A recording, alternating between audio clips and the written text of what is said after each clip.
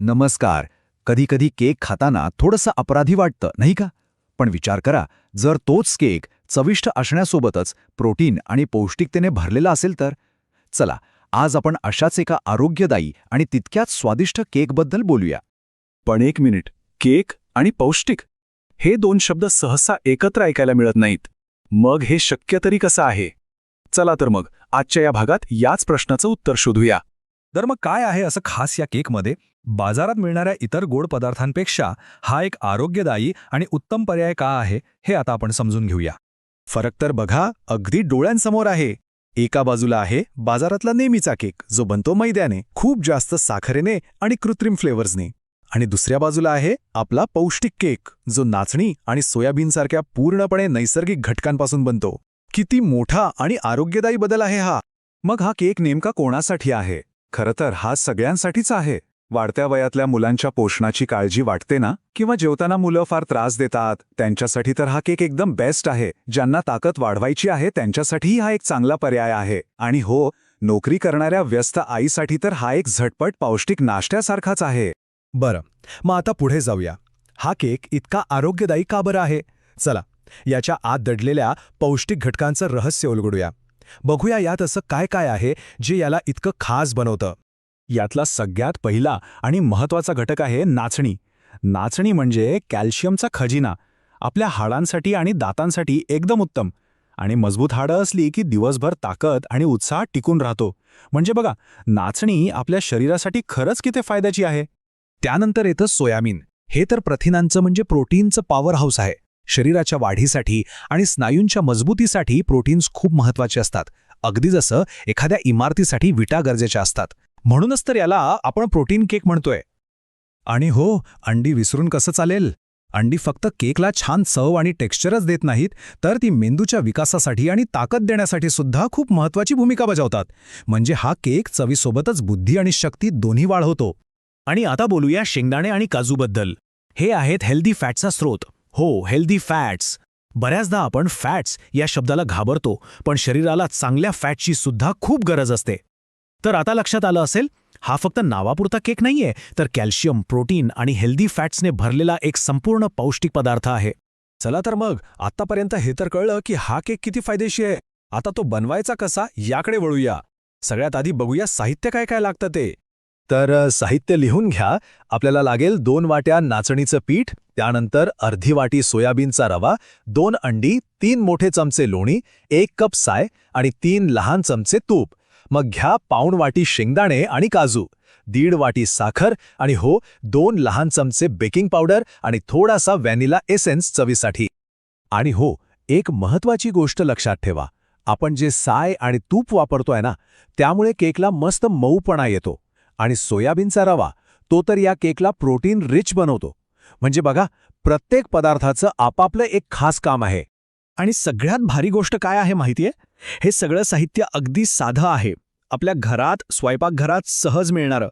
म्हणजे बाजारात जाऊन फार काही शोधाशोध करायची गरजच नाही. आजच्याच सुद्धा हा केक बनवायला घेता येईल. बरं, साहित्य तर सगळं जमलं, त्याचे फायदे पण कळाले. आता उत्सुकता नक्कीच वाढली असेल की हा पौष्टिक आणि चविष्ट केक बनवायचा तरी कसा? चला तर मग पुढच्या भागात आपण याची सोपी आणि सविस्तर कृती पाहणार आहोत. आणि हो, ही कृती अशी आहे की ज्यामुळे आपलं स्वयंपाकघर एका अप्रतिम सुगंधाने भरून जाईल, हे नक्की. चला तर मग अजिबात वेळ न घालवता थेट बघूया हा पौष्टिक केक कसा बनवायचा. आणि हो, हा काही साधासुधा केक नाहीये. हा आहे घरचा, पौष्टिक आणि प्रोटीनने भरलेला केक. म्हणजे चवीला तर मस्तच, पण संपूर्ण कुटुंबासाठी, खास करून मुलांसाठी एक परफेक्ट नाश्ता. नाचणी आणि सोयाबीनमुळे याला जी पौष्टिकता मिळते ना, कमाल आहे. तर कुठल्याही केकचा जीव असतो तो म्हणजे त्याचं मिश्रण, बरोबर? चला तर मग आधी आपण हे परफेक्ट मिश्रण कसं बनवायचं तेच बघूया. त्यासाठी आपल्याला काही खास घटक लागणार आहेत. चला तर मग आपला मिक्सर तयार ठेवा, कारण आता आपण केकचे जे मुख्य घटक आहेत ते एकत्र करणार आहोत. ह्याच घटकांमुळे आपल्या केकला एक खास चव आणि पौष्टिकता मिळणार आहे. तर यात सगळ्यात महत्त्वाचं आहे नाचणीचं पीठ आणि सोयाबीनचा रवा. हेच तर आपले पॉवर इन्ग्रेडियंट्स आहेत. मग त्यात आपण घालणार आहोत साखर, अंडी, थोडं लोणी, साय, तूप आणि हो, बेकिंग पावडर आणि चवीसाठी व्हॅनिला एसेन्स. हे सगळं मिळून एक जबरदस्त मिश्रण तयार होतं. आणि हे मिश्रण बनवणं तर अगदी सोपं आहे बघा. फक्त 3 स्टेप्स. पहिलं, सगळं साहित्य एकत्र करा. दुसरं, ते एकदम गुळगुळीत म्हणजे एकही गुठळी न ठेवता फेटून घ्या. आणि तिसरं, जर पीठ खूपच घट्ट वाटलं ना तर थोडंसं दूध किंवा साय घालून ते जरासं सैल करून घ्या. झालं. ओके, तर आपलं मिश्रण आता तयार आहे. आता पुढची आणि खूप महत्वाची पायरी, ओव्हनमध्ये ठेवण्याआधीची तयारी.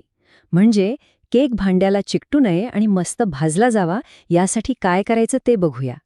ही स्टेप खूप काळजीपूर्वक करायची आहे. सगळ्यात आधी केकच्या टिनला सगळ्या बाजूंनी छान लोणी लावून घ्या. मग त्याच्या तळाशी थोडं नाचणीचं पीठ भुरभुरा. यामुळे केक खाली चिकटत नाही. आता आपलं तयार मिश्रण त्यात ओतायचं आणि सगळ्यात शेवटी वरून मस्तपैकी शेंगदाणे आणि काजूचे तुकडे पसरा. याने काय होतं माहितीये, केकला एक मस्त क्रंचीनेस येतो.